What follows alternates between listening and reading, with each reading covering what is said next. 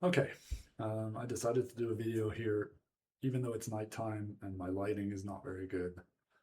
But it doesn't really matter what I look like, right? It matters what I sound like. So hopefully the sound is okay. Although I've struggled with this microphone. Like sometimes it's soft and sometimes it's loud. I don't know. Anyway, I wanted to do a little video on the verb to do in English. It can be quite confusing. It's used in two different ways. One is the actual meaning of the verb to do. So, for example, I do my homework, I do the dishes, right? There, the verb has actual meaning to accomplish a task, right? To do. It's used quite often this way in English, but the most common use of the verb to do is to build sentences, particular types of sentences. And in those constructions, the verb to do has no meaning, right? It's just a verb that you use to help you build a sentence. The two ways that it's used the most often in English are with negatives and with questions.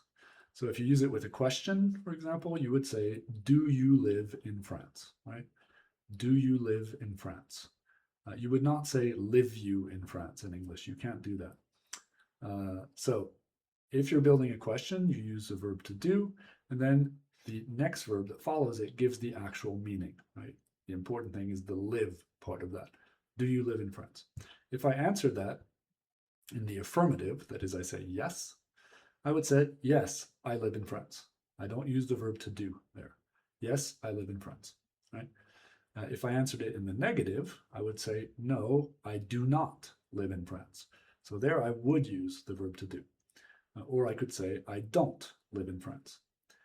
Now, sometimes you can use do as a way of emphasizing, especially if the question is negative. So, for example, if somebody says, you don't live in France, right? I could answer, yes, I do live in France. So there I'm emphasizing because the person said you don't. So I said, yes, I do live in France. Or I could just say, yes, I do, right? Without saying live. Yes, I do. There I am omitting, right? I'm not saying live because you already know that that's what I'm saying, right?